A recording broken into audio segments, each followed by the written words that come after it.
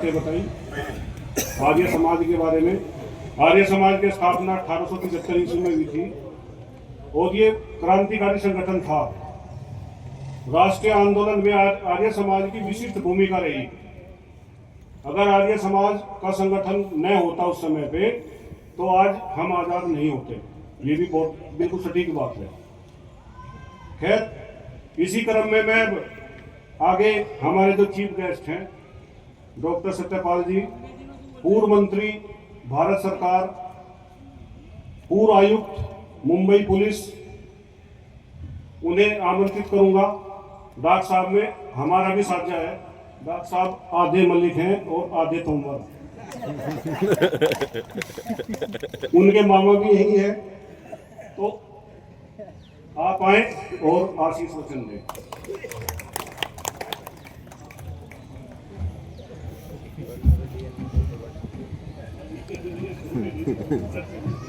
छोटे होते हैं।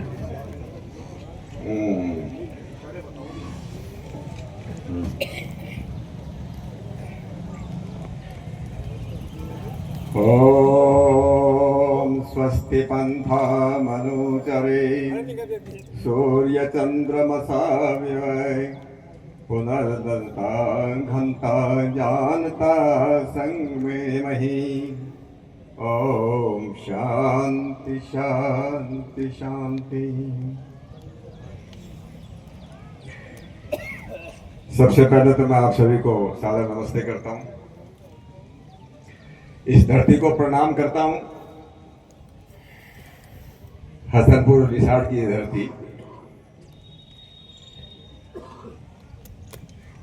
हसनपुर में मेरे मामा हैं, मेरी माँ यहीं की। रिसार्ट में मेरी फूफी रही, अभी आजकल नहीं रहे। बचपन में बहुत आता था। तो आप सबको मैं सादर नमस्ते करता हूँ।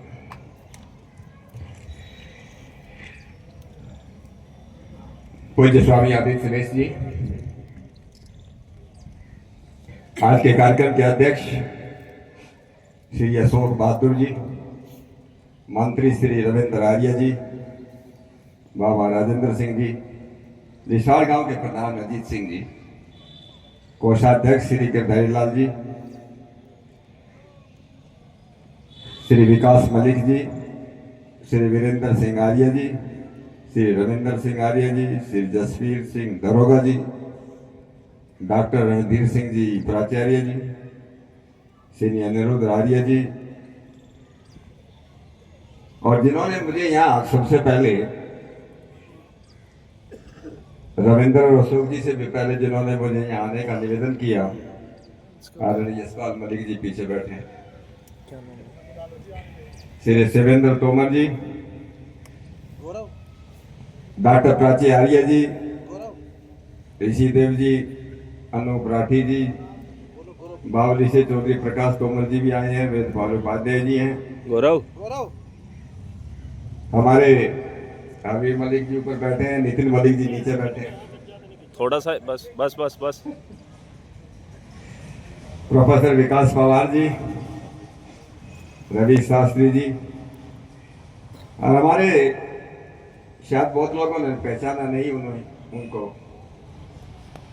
मैं तो उनको अपना बड़ा भाई मानता हूँ, अपने से ज्यादा विद्वान समझता हूँ। हम दोनों ने मिलकर जब हम कॉलेज में पढ़ते थे, आर्य समाज की शिक्षा ग्रहण भी करते और आर्य समाज का प्रचार भी करते थे। वो आदरणीय हरवीर शास्त्री जी वहां सामने बैठे।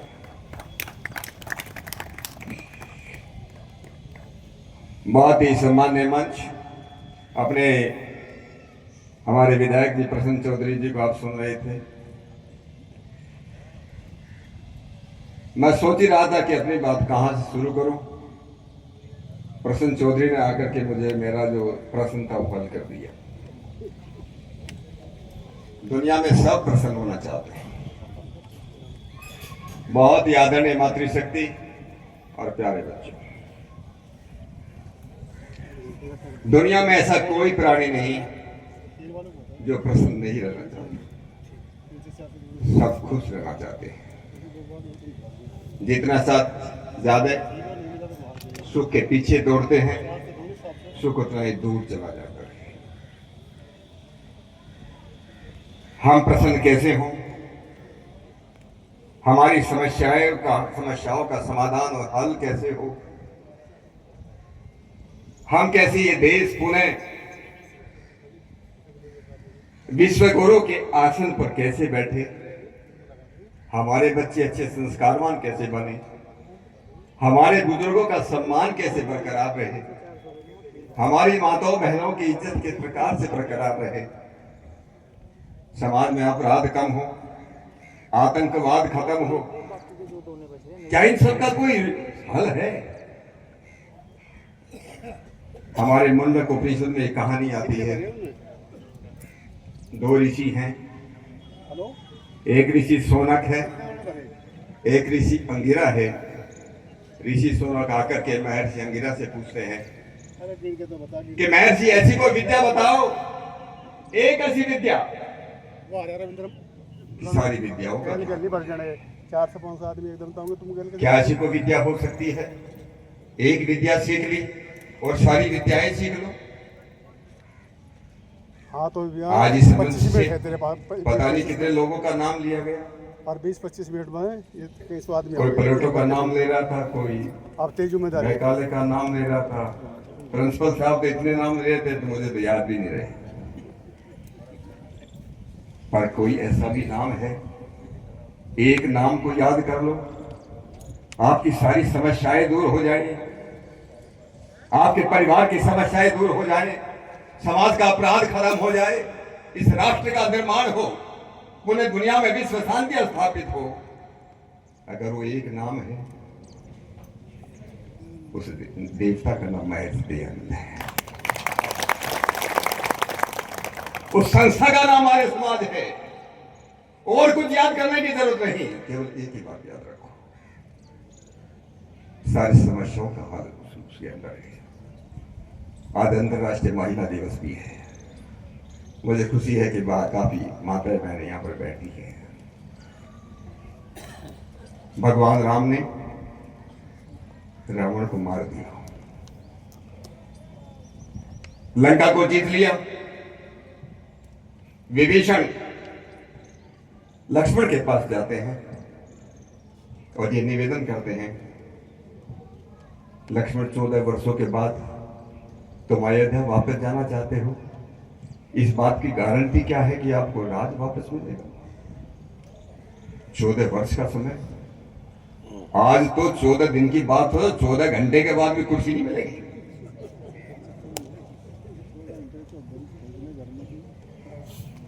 चौदह वर्षों के बाद आप वापस जा रहे हो। मुझे राज्य करने की कोई इच्छा नहीं, ये सोने की लंका है। सारी दुनिया के अंदर इससे बड़ा कोई ऐश्वर्य नहीं, इतने धन दौलत किसी के पास नहीं, इतना विज्ञान और ज्ञान किसी के पास नहीं। इसी श्रीलंका में राज करो। कहते हैं लक्ष्मण का मन भी थोड़ा विचलित हो गया।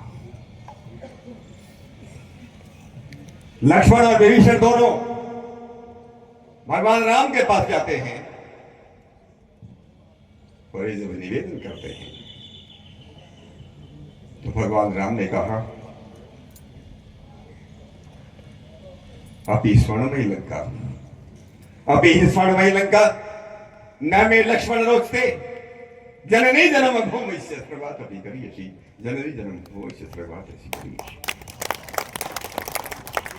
कि भाई लक्ष्मण, ये सोने की लंका भी मुझे अच्छी नहीं लगती। जहां मेरी मां है, जहां मेरी जन्मभूमि है, वो तो स्वर्ग से बढ़कर है।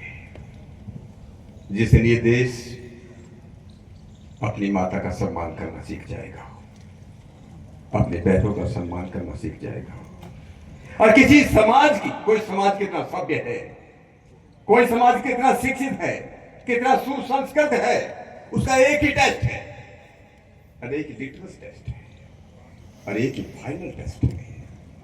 और वो टेस्ट ये है कि समाज की जो माताएं बहनें हैं वो कितनी सुशिक्षित हैं, कितनी सुरक्षित हैं और कितनी सम्मानित हैं। तीन बातें याद रखो। कितनी सुशिक्षित है, कितनी सुरक्षित है और कितनी सम्मानित है, ये समाज को नापने का काम करता है। आज हमारे समाज में हमारी बहू बेटियां कितनी सुरक्षित है ये हम जानते हैं। आज रात को चलने में डर लगता है, अकेले चलने में दिन में भी डर लगता है। महाभारत की लड़ाई खत्म हो गई, युद्ध खत्म हो गया, धर्मराज युधिष्ठिर राजा बन गए। भीष्म पितामह के पास जाते हैं। भीष्म पितामह सरसैया पर पड़े हैं। सब लोगों ने महाभारत देखा होगा। धर्मराज युधिष्ठिर भीष्म पितामह से प्रश्न करते हैं, पितामह ये बताओ कि राजा अच्छा कौन होता है? सबसे अच्छा राष्ट्र, सबसे अच्छा राज्य क्या होता है? तो भीष्म पितामह महाभारत में कहते हैं, स्त्रियांच पुरुषांच है सर्वः मार्गलं करता, कि स्त्री और पुरुष सब आभूषण, सब जेवरात पहन करके रास्ते पे चले,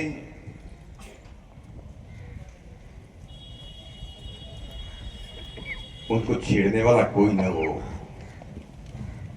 उनके मन में कोई डर न हो। अगर ऐसा राज तुम तैयार कर तो मान लेना तुम राजा हो। क्या जैसी परिस्थिति है। मनु महाराज ने एक बात कही,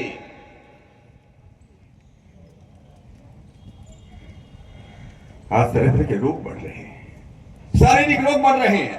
मैं अभी 5-6 दिन पहले, एक हफ्ता ही हुआ होगा, मैं आसाम के अंदर था। आसाम में गुवाहाटी के अंदर एक सम्मेलन था। मैं राजभवन में रुका हुआ था। मैं वहां रुका हूं ये जानकर के एक डॉक्टर, बनारस के रहने वाले डॉक्टर उत्तम ओझा मुझे मिलने आए। उन्होंने बोला, मैंने उनसे पूछा कि आप क्या करते हैं? कि पहले मैं डॉक्टर था, आजकल मैंने छोड़ दिया। आजकल जो दिव्यांग लोग हैं, विकलांग लोग हैं, मैं उनमें काम करता हूं। मुझको भी इतना अंदाजा नहीं था, आप लोगों को भी शायद इतना अंदाजा नहीं होगा। इस देश की 10%, 10% जनता जो विकलांग है। और उन्होंने कहा इन 10% में 70% लोग मानसिक रूप से बीमार हैं। मैंने उनसे कारण पूछा कि पीछे कारण क्या है? उन्होंने कारण ये बताया, ये माताएं बहनें बैठी हैं, समाज के बुजुर्ग बैठे हैं। उन्होंने कहा, जब माता गर्भवती होती है, अगर गलत खाना खाती है और मोबाइल फोन का ज्यादा प्रयोग करती है, मोबाइल फोन, आज सबके पास मोबाइल फोन है। किसी को जानना तो डॉक्टर उत्तम ओझा का नंबर मेरे पास है। उन्होंने सर्वे किया देश के अंदर, और उन्होंने कहा जो माताएं गर्भवती होकर के अधिकतर मोबाइल फोन का इस्तेमाल करती है, गलत प्रकार का खाना खाती है, उनके बच्चे अधिकतर जो है मानसिक रूप से बीमार पैदा। हम कैसे बच्चे चाहते हैं? अच्छे मनुष्य का निर्माण कौन नहीं चाहता? कौन नहीं चाहता मेरे परिवार में अच्छे बच्चे पैदा हो? हमारा आयुर्वेद कहता है, एवं जाता रूप बनता है, सत्य बनता है, चिरायुषय भवंति ऋणस्य मोक्ता रहे, सत्पुत्रः पुत्रेण। मेरे घर में, मेरे परिवार में रूपवान बच्चे पैदा हो। सब लोग चाहते हैं कि रूपवान बच्चे पैदा हो। सब लोग चाहते हैं सत्यवादी अच्छे बच्चे पैदा हो। आजकल तो हालत इतनी खराब हो गई कि झूठ बोलना फैशन हो गया। पॉलिटिक्स में बहुत ज्यादा है। ये प्रसन्न चौधरी यहां बैठे, इनको रोज महसूस करते होंगे। मैंने भी 10 साल में सांसद था। मैं शुरू में बोलता था, भाई ये काम होने वाला नहीं। मुझे बाद में मालूम चला कि लोग नाराज होने लगे। मैं चाहता तो दोबारा बेचारे परेशान ना हो, अपना किराया भाड़ा न लगाए, अपना टाइम बर्बाद न करें। मैं उनको ये बताता ये काम होने वाला नहीं है। सच बोलने से लोग नाराज होने लगे।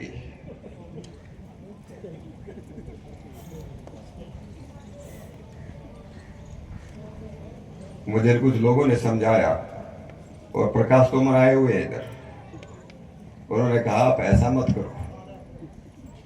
मैंने कहा मैं झूठ बोलने की मेरी आदत है, मेरा तो नाम ही सत्यपाल है।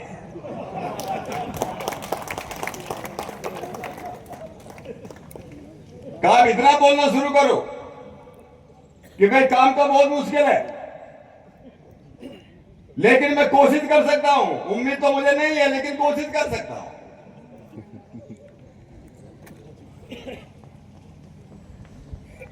और इनका एक दो नारायण दो जगह गाढ़े दो काम, सांचे सो तो जग नहीं और झूठे मिले ना राम। ये बैलेंस कैसे बनाना चाहिए? आज झूठ बोलना फैशन है, अंग्रेजी में बोलते हैं डिप्लोमेटिक है। झूठ बोलना पॉलिटिक। आज तो पति पत्नी में भी लोग झूठ बोलने लगे, बच्चे झूठ बोलने लगे, बच्चों में संस्कारहीनता आ गई। इन बच्चों को कौन सिखाता है कि झूठ बोलो? घर में आदमी है, फोन कर रहा है, बच्चा फोन उठाए, पत्नी फोन उठा के बोलती है नहीं अभी जो है वो बाथरूम में है, अभी थोड़ा बाहर गए हैं, बात नहीं करना है। बच्चे धीरे धीरे सीख जाते हैं। मुझको याद आती है एक बात, अभी आदित्य वेश जी भी बोल रहे थे, मुझे याद था मैं कुछ कहानी सुनाता हूं आप लोगों को। भाषण तो बहुत सुन लिए। बिजनौर में एक गांव, वहां पर एक मुस्लिम व्यक्ति, वो हिंदू होना चाहता था।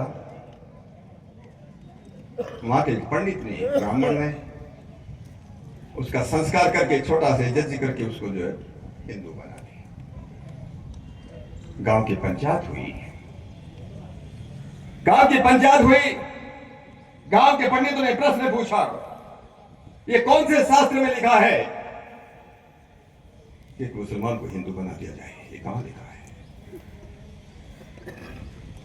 उस व्यक्ति ने कहा मैं इतना पढ़ा लिखा नहीं, मैं आपके प्रश्नों का उत्तर दे सकूंगा, लेकिन एक प्रतिज्ञा करता हूं, गांव की पंचायत के सामने एक प्रतिज्ञा करता हूं, और प्रतिज्ञा ये कि मेरा जो पुत्र पैदा होगा वो आपके हर एक प्रश्न को उत्तर देगा।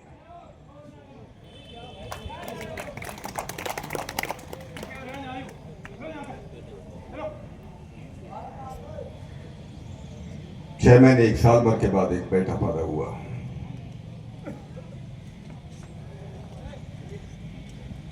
ये गांव का चौधरी, हुक्का तो आप लोग भी पीते हो, हमारे पिताजी भी पीते थे। मैंने बहुत कोशिश की छुड़वाने की, मेरे कहने नहीं छोड़ा, अपने आप ही छोड़ दिया बाद में। एक चौधरी जो है हुक्का पीता था। एक दिन ये चुबारा हम बोलते ना, चुबारा, बैठक में हुक्का रखा था। ये चौधरी खाना खाने के लिए दोपहर को अपनी ऊपर चुबारे पे गया। इनका छोटा बच्चा लगभग 3 साल का रहा होगा, तो नीचे बैठक में खेल रहा था। उसने देखा मेरे पिताजी रोज हुक्का पीते हैं, मैं भी थोड़ा घूंट मार के देखता हूँ। इस छोटे बच्चे ने हुक्के में घूंट मारी। चौधरी तो खाना खा रहा था, उसको लगा कोई मेहमान आ गया। बेचारा खाना छोड़ करके जल्दी से उतर करके नीचे बैठक में आया। आकर के देखा उसका बेटा हुक्का पी रहा है। उसको याद आई, गांव पंचायत के सामने मैंने ये प्रतिज्ञा की थी कि मेरा बेटा तुम्हारे सब सवालों का जवाब देगा। ये मेरा बेटा ये हुक्का पीने लगा, ये नशा अगर करने लगा, ये कैसे पढ़ेगा, कैसे विद्वान बनेगा? लेकिन उसे सोचा अगर मैं हुक्का पीता हूं, अपने बच्चे को कैसे मना करूंगा? हुक्के के टुकड़े टुकड़े करके सड़क पर फेंक दिए।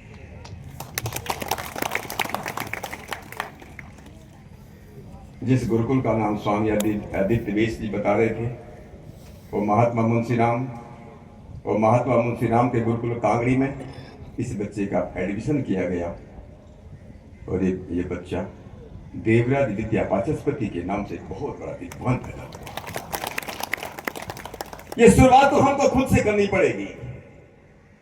आज नशा इतना बढ़ता जा रहा है समाज के अंदर, नौजवान खेती में काम नहीं करना चाहते। मैं तो अपने गांव की बात करता हूं, 30% लोगों ने खेती जो है, अपनी जमीन जो है काम कर सकते हैं, बूढ़े नहीं है, जवान है, बटाई पे खेती दे दी, ठेकेदारी पे खेत जमीन दे दी। आजकल के नौजवानों को जो है एक की पत्तियां भी काटती है। लोगों ने गाय भैंस रखना बंद कर दिया। अरे मैं तो आईपीएस बना, आईपीएस बनने के बाद भी जब भी गांव में आता था, घास भी करता था, गोबर भी उठाता था, मुझको तो कभी शर्म नहीं लगी।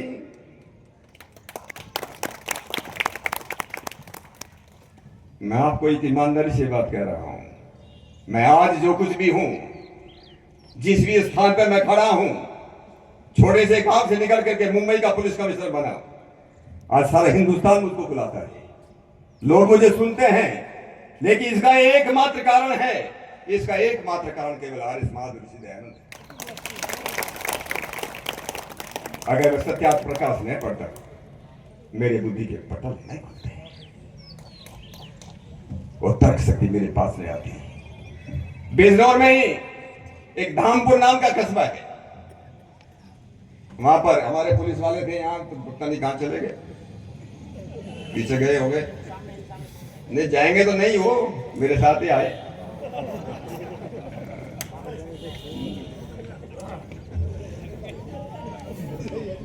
और पुलिस चौकी में एक कोतवाल, एक चौकीदार काम करता था। रात को जगाने का काम आप लोगों ने भी सुना होगा, जागते रहो, जागते रहो, ये आवाज देता।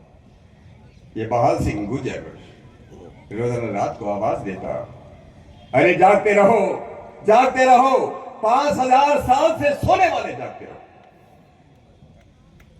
5000 साल से सोने वाले, तो जागते रहो। लोगों को बड़ा आश्चर्य होता था, ये 5000 साल से क्यों बोल रहे हैं हमको, कि हम 5000 साल से सो रहे हैं? अरे हम तो शाम से सो रहे हैं। चौकीदार से सवाल लोग करते हैं, तुम ऐसे क्यों बोलते हो, 5000 साल से सोने हो, इसका जवाब दो। तो बहाल सिंह बोलता था, अरे इसका उत्तर अगर जानना है तो ऋषि दयानंद का सत्यार्थ प्रकाश पढ़ो। पंडित मदन मोहन मालवीय पक्के मूर्ति पूजक, रोज मंदिर में जाने वाले, रोज मूर्ति पूजा करने वाले, हरिद्वार की धरती पर सत्यार्थ प्रकाश बांट रहे थे। एक आर्य सन्यासी हुए स्वामी वेदानंद तीर्थ, उन्होंने लिखा कि पौराणिक साधुओं के हाथों में सत्यार्थ प्रकाश की किताब है। उसने पूछा किताब कहां से लाए? नहीं, हर की पौड़ी पर पंडित मदन मोहन मालवीय सत्यार्थ प्रकाश बांट रहे हैं। इनको विश्वास नहीं हुआ। वेदानंद तीर्थ भागे भागे हर की पौड़ी पर गए। साधु महात्माओं की लाइन लगी थी सत्यार्थ प्रकाश लेने के लिए, ये भी लाइन में खड़े हो गए। जब इनकी बारी आई, पंडित मदन मोहन मालवीय ने कहा, स्वामी जी महाराज ये पुस्तक पढ़ना।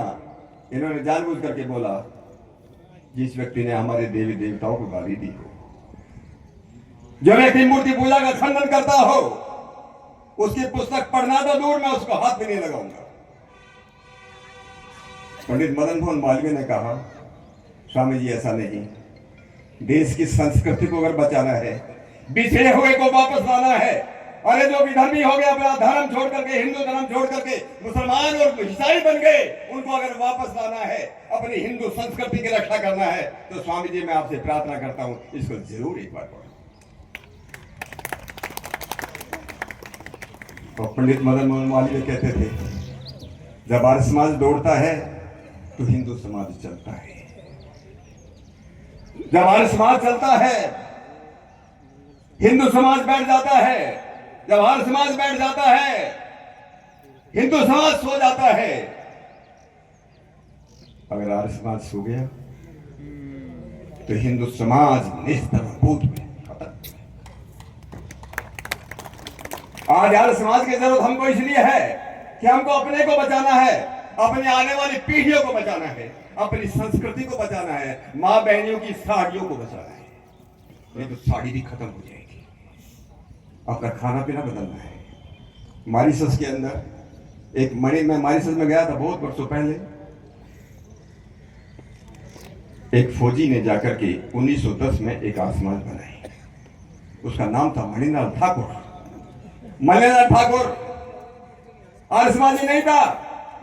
वहां के हिंदुओं ने पूछा, अरे ठाकुर साहब, आप आर्य समाजी नहीं हो, आप आर्य समाज की स्थापना क्यों की? मणिलाल ठाकुर ने कहा, हिंदू समाज को अगर बचाना है तो आर्य समाज चाहिए।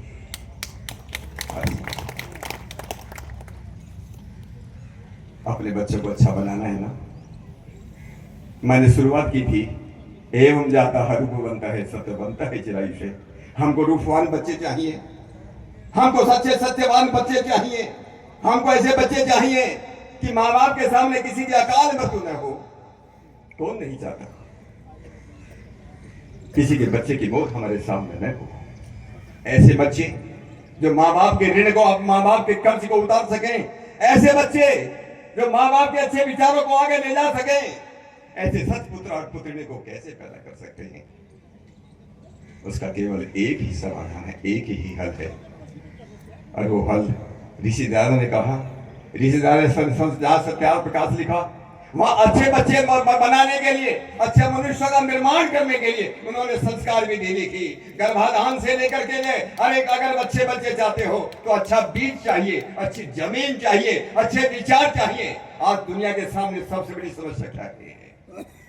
दुनिया के सामने दुनिया के लोग बोलते हैं आज सबसे बड़ी समस्या प्रदूषण हो गया, कैंसर बढ़ रहा है, हमारी जमीन जहरीली हो गई, जमीन जहरीली बन गई।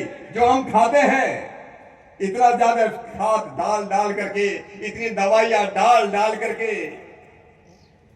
मेरा एक मित्र दिल्ली में काम करता है, उसने मैं कहा कि बच्चों में कैंसर बहुत बढ़ रहा है। मैंने पीछे पूछा कि कारण क्या है?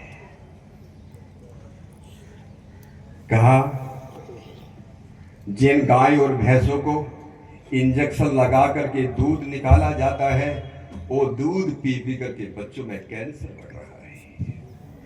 अगर आप गाय और भैंस को कैंसर इंजेक्शन लगा करके आप दूध बेचोगे, अपने ही बच्चों को वो दूध पिलाओगे, आप अपने बच्चों की पीढ़ियां बर्बाद कर रहे हैं। कौन बताएगा बात? इसका एकमात्र उत्तर आर्य समाज ऋषि दयानंद है। अच्छे बच्चे पैदा करना चाहते हो तो देखना पड़ेगा कि बच्चे हमारे खान पान। आज गांव के अंदर, लिसाड़ में तो अभी अंदर गया नहीं, आप लोग तो यहीं गए। शायद ही कोई गांव होगा जहां अंडों की टो न लगती हो, क्या बोलते हैं, फेरी न लगती हो। गांव के बच्चे आजकल शराबी भी पीने लगे, मीट मच्छी भी खाने लगे। अरे जैसा खाएंगे यार वैसा होगा मन। ये शास्त्रीय बात है। जैसा अन्न खाएंगे वैसा मन बनेगा, जैसा मन बनेगा ऐसे विचार बनेंगे, जैसे विचार बनेंगे ऐसा व्यक्ति का निर्माण होगा। इसकी लड़ाई कौन करेगा? ये दुर्भाग्य की बात है कि इस प्रकार के लोग बोलते हैं संडे हो या मंडे रोज खाओ मंडे। ऐसे कुछ डॉक्टर भी पैदा हो गए समाज के अंदर। अरे बच्चा कमजोर है, बच्चे को अंडे खिलाओ, बच्चे को सूप पिलाओ, मिटकाऊ करते हैं। हमारे ऋषियों ने कहा था शुद्ध सात्विक खाना खाओ। अरे अपने घरों में शुद्ध सात्विक खाना खाओ। गाय और भैंस दूध की बातें मैं कई बार करता हूं। देखो याद रखना इस बात को, पहलवान बनना हो, अपने बच्चे को पहलवान बनाना हो तो भाई भैंस पाल लो, और बुद्धिमान बनाना हो तो गाय पालो। तय आप लोगों को करना है। पूना के अंदर एक प्रयोग किया गया। पूना के अंदर 10 भैंस खड़ी कर दी और एक भैंस का कटरू लिया गया, और भैंस का कटरू, उसकी मां जो थी वो 10वें नंबर पर खड़ी की गई। ये भैंस का कटड़ू हर एक भैंस के नीचे जाकर के थड़ में जाकर मुंह मार रहा था। 10 के 10 में जब उसको अंत में जाकर के भैंस का अपनी मां के नीचे पहुंचा और दूसरा प्रयोग किया, 100 गायें खड़ी करी, 100 गायें, और गाय का बछड़ा छोड़ा। गाय का बछड़ा एकदम से जाकर के अपनी मां के नीचे चला। तय आप लोगों को करना है। अभी जबलपुर के अंदर एक एक्सपेरिमेंट हुआ। जबलपुर के अंदर कुछ लोगों को टीबी तो आपको मालूम है, गांव में किसी को भी टीबी हो जाती है। जबलपुर के अंदर शांत कर दो। मैं थोड़ा पीछे मत बोलो, पीछे। तीन ग्रुप बनाए जिनको टीबी थी। एक टीबी वाले के यहाँ में यज्ञ किया गया। बढ़िया बोल रहे, यज्ञ का बहुत महत्व है। पूर्ण सुनने लायक तो समझने लायक। मैं केवल इतना कह सकता हूं, जो यज्ञ नहीं करता, जिसके घर में यज्ञ नहीं होता, वो पाप कर देता है। तय आपको करना है। हर एक व्यक्ति कितना भी बड़ा हो, कितना भी पदवीधारी हो, कितना भी बड़ा विद्वान हो, कितना भी बड़ा धनवान हो, हवा और पानी को रोज गंदा करता है। अच्छी हवा लेते हैं, गंदी हवा छोड़ते हैं, ऊपर से भी छोड़ते हैं, नीचे से भी छोड़ते हैं, टट्टी पेशाब करते हैं। कितना गंदा करते हैं। हम केवल गंदा करते जाए, उसको शुद्ध करने का काम नहीं करें तो क्या पाप नहीं लगेगा क्या हमको? इसलिए हमारे ऋषियों ने कहा था, गृहस्थी को यज्ञ करना चाहिए, हवन करना चाहिए। तो मैं कह रहा था, जबलपुर की घटना में आप लोगों को बता रहा था। 3 ग्रुप बनाए गए। एक ग्रुप के लिए गाय के घी से हवन किया गया रोज 15 दिन तक। दूसरे ग्रुप में भैंस के घी से हवन किया गया, और तीसरी जगह डालडे के घी से हवन किया गया।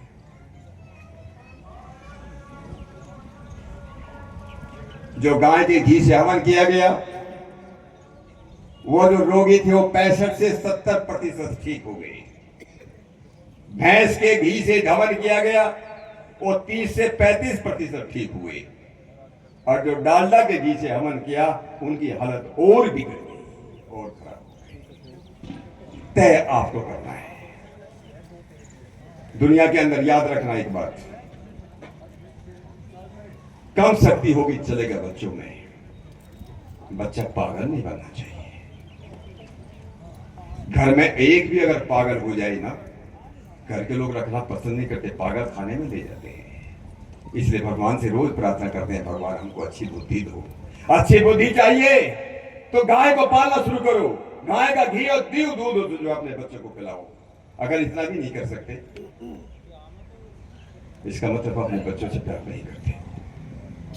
जब तक इस देश के अंदर गाय पाली जाती थी, तब तक इस देश के अंदर ऋषि पैदा होते थे, इस देश के अंदर विद्वान पैदा होते थे।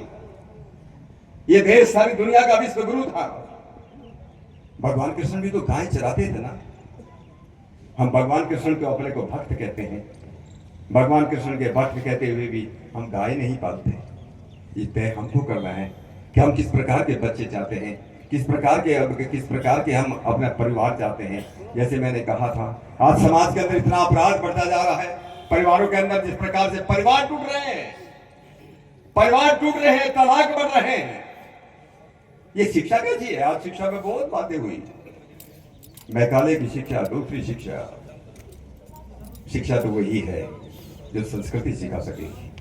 शिक्षा तो वही है जो सभ्यता दे सके। शिक्षा वही है जो धार्मिक बना सके। शिक्षा वही है जो बच्चों को जितेंद्रिय बना सके। ऐसी शिक्षा तो केवल ऋषियों की शिक्षा है। और ऐसी शिक्षा देने का अगर इस दुनिया के अंदर एक भी संस्था है, उस संस्था का नाम केवल मात्र आर्य समाज है, और कोई दूसरी संस्था नहीं है। ये तय आपको करना है। सारे आप जो है, और शायद रविंद्र जी बोल रहे थे और प्रधान जी बोल रहे थे आपकी, मुसलमानों ने एक दिन निकाला, हर जुम्मे को नमाज पढ़ने जाते हैं, बच्चे भी पढ़ने जाते हैं। सारे ईसाई जो है हर रविवार को, हर इतवार को अपने चर्च में जाते हैं। अरे हिंदुओं, आपके पास क्या है? क्या कहीं अपने बच्चों को लेकर के जाते हो क्या? जहां अपने बच्चे अच्छे संस्कार सीख सके। आज संगति बढ़ती जा रही, संगति नशे वालों की संगति बढ़ती जा रही है, अच्छे लोगों की संगति नहीं बढ़ती जा रही, इसलिए नशा बढ़ता जा रहा है, शराब बढ़ती जा रही है। मैंने मुंबई के अंदर देखा है, मुंबई के अंदर बड़े बड़े मिलों के मालिक, बड़ी बड़ी फैक्ट्रियों के मालिक मैंने रिक्शा चलाते हुए देखे हैं, सड़क पर गिरते हुए देखे हैं। ये नशा एक ऐसी चीज है। ये शराब नशा अक्सर तूने, ये शराब नशा अक्सर तूने कौमों को खा के छोड़ा, ये शराब नशा अक्सर तूने कौमों को खा के छोड़ा। जिस घर से सिर उठाया उसको मिटा के छोड़ा, उसको मिटा के छोड़ा। राजाओं के राज छीने, राजाओं के राज छीने, शाहों के ताज छीने, राजाओं के राज छीने, शाहों के ताज छीने। गर्दन कसों को अक्सर नीचा दिखा के छोड़ा, गर्दन कसों को अक्सर नीचा दिखा के छोड़ा।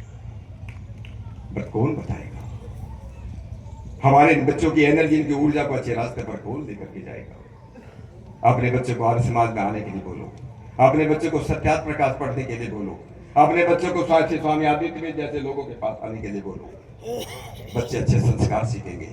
अपने बच्चों को योगासन सिखाना सीखो कि हमारे बच्चे जो शारीरिक रूप से, आत्मिक रूप से मजबूत कैसे बने, कैसे जो है वो अच्छे संस्कारवान बने। आज जरूरत इस बात की है, मैं भी पिछले सोनीपत में भी आज मैं बोल रहा था, एक बार पार्लियामेंट के अंदर एक प्रश्न आया, हमारा एक बीजेपी का सांसद वो ये बोल रहा था, इस बार सरकार ने वृद्धाश्रम के लिए बजट कम दिया है, वृद्धाश्रम के लिए बजट कम दिया, बजट बढ़ाना चाहिए सरकार को। उस दिन मेरा भी नंबर लगा बोलने के लिए। मैंने उस दिन कहा, जिस दिन हमारे स्कूल, कॉलेज और यूनिवर्सिटीज के अंदर ये सिखाया जाएगा कि माँ बाप से बड़ा कोई देवता नहीं होता, वृद्धाश्रम बनाने की जरूरत नहीं। ये अपने बच्चों को सिखाना पड़ेगा कि अब अपने बच्चों को जो है कभी मनुष्य का निर्माण, मैं केवल तुम्हारे इस बात को कहता हूं, समय बहुत हो गया।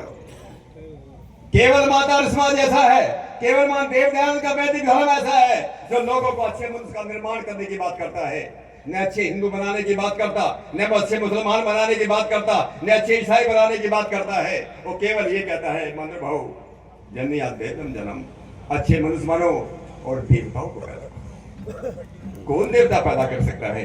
अरे कम से कम अच्छा मनुष्य तो बनना ही पड़ेगा। आचार्य शंकर का नाम आप लोगों ने सुना होगा। आचार्य शंकर ये कहते थे कि जंतु नाम नर जन्म दुर्लभ है। जितने भी प्राणी हैं दुनिया के अंदर उसमें मनुष्य जन्म सबसे दुर्लभ है। मुझे मालूम नहीं कितने लोगों ने लखनऊ का भूल भुलैया देखा है, हाथ ऊपर करके बताओ। कुछ लोगों ने देखा है, भूल भुलैया देखा है। उस भूल भुलैया में मैं भी आया हूं एक बार। या तो आप निशान लगा लो जिस दरवाजे से, जिस गेट से आप प्रवेश किया हो, नहीं तो आपको जो है साधारणतः गेट नहीं मिलेगा, वापस नहीं निकल सकती। ऐसा भूल भुलैया है वो, याद रखना इस बात को। लोग कहते हैं कि 84 लाख योनियों के बाद मनुष्य जन्म मिला। 84 लाख योनियों के बाद ये मनुष्य जन्म मिला। और जब मनुष्य जन्म मिला, मान लीजिए आप उसमें घूम रहे हो, दरवाजे पर जब दरवाजा आया पास में, उस समय आपको खाज होगी, खाज, और आप जाने लगे और आप दरवाजा निकल गया, फिर जो पूरा चक्कर लगाना पड़ेगा। इसलिए आचार्य शंकर कहते हैं कि प्राणियों में सबसे श्रेष्ठ अगर कोई जीवन है तो मनुष्यों का जीवन है। और मनुष्यों में भी वो जिनके पास पुरुषार्थ है, जिनके पास सामर्थ्य है। सामर्थ्य ये कैसी सामर्थ्य? बहुत बच्चे मैंने आपने शुरुआत की थी, मैंने दिव्यांग और विकलांग बच्चे पैदा होते हैं, ज्ञानेंद्रिय कमजोर हैं, हाथ पैर में गड़बड़ है, शरीर या माइंड या मस्तिष्क से काम नहीं करता, उनका जन्म नवजीवन भी बेकार हो जाता है। लेकिन दूसरे प्राणियों से फिर भी ठीक है। तो आचार्य शंकर कहते हैं कि सामर्थ्य होना चाहिए। सामर्थ्य कैसा? सामर्थ्य के बाद भी पढ़ने लिखने वाला होना चाहिए, और पढ़ने लिखने के बाद भी आचार्य शंकर कहते हैं तस्मात् वैदिक धर्म प्रता। अगर मनुष्य जन्म होकर के भी, मनुष्य जन्म लेकर के वैदिक धर्म की ज्ञान आपको नहीं हुआ, वेदों का ज्ञान आपको नहीं हुआ, तो ये समझ लेना ये मनुष्य जन्म बेकार चला गया। इसलिए मैं इस बात को बहुत बार बोलता हूं पढ़ने लिखने के बाद भी मैंने बहुत जगह था, मैं बहुत जगह बोलता हूं, मैं तो यूनिवर्सिटी में बोलता हूं, बड़े बड़े कॉलेजों में बोलता हूं, अगर हमने जीवन की विद्या नहीं सीखी तो कुछ नहीं सीखा। जीवन की विद्या को सिखाने वाला, जीने की विद्या को सिखाने वाला, अच्छे संस्कार देने वाला अगर कोई संस्था है वो केवल आर्य समाज है। जिनको सुख चाहिए, जिनको शांति चाहिए, जिनको समृद्धि चाहिए। चाणक्य ने कहा सुखस्य मूलम धर्म है, सुख का मूल धर्म है। धर्म के बिना सुख शांति नहीं मिल सकती। और धर्म को अगर जानना है तो वेद को जानना होगा। वेदों अखिलो धर्म, वेद वेद जो है उसका मूल है। वेदों को जानना हो, अरे वेद नहीं पढ़ सकते तो सत्यार्थ प्रकाश तो पढ़ सकते हो। अरे पढ़ नहीं सकते तो सुन तो सकते हो, सुना तो सकते हो। अगर दीपक जला नहीं सकते, याद रखना, अंधेरे को दूर करना। जैसे कोई व्यक्ति अंधा होता है, अंधा व्यक्ति जा रहा है रास्ते से, उसके सामने गड्ढा है, आपको भगवान ने आंखें दी है, आंखें रखते हुए अगर आप अंधे को रास्ता नहीं बताते तो आप पाप करते। बिना पूछे अंधे को रास्ता बताना ये आंखों वालों का काम है। ठीक इसी तरह से अंधकार को दूर करना, अंधेरे को दूर करना ये आदमी का धर्म है। अगर दिया जला नहीं सकते, दिया बाती दे नहीं सकते, तेल नहीं दे सकते, कम से कम इतना काम तो कर सकते हो कि कोई आकर के दिए को बुझाए तो नहीं।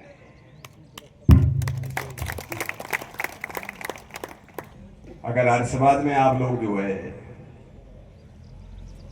ज्यादा भाग नहीं ले सकते,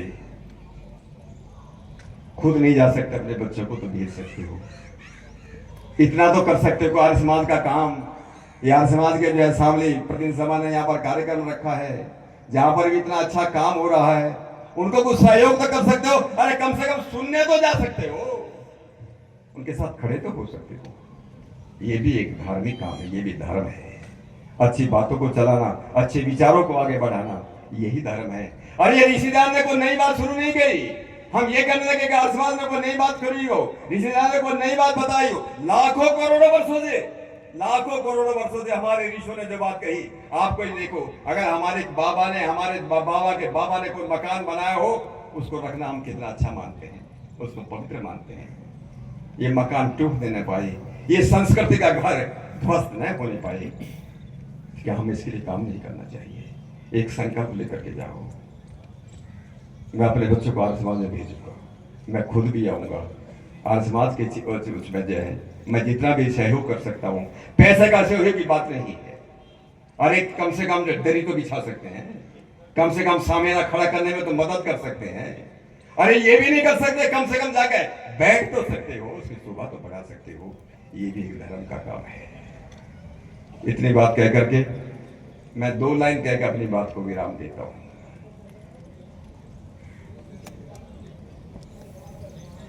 दूर कर दे दुख दुनिया के, दूर कर दे दुख दुनिया के, अशांति की दवा होना।